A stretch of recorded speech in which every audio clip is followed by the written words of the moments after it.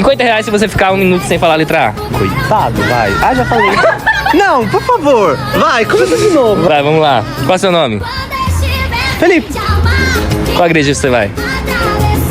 BDN. PDN. Qual é o seu personagem favorito da Bíblia? Jesus. Jesus? Oh, meu Deus! E o seu livro favorito? Corinthians. Corinthians? Você gosta de louvor?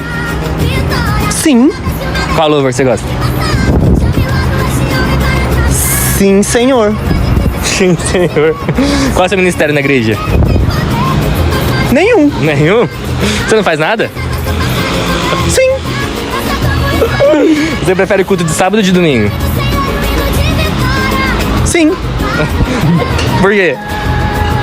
Porque... Sim. Nossa, aqui, ó, vamos lá. Você trabalha? Só tá acabando.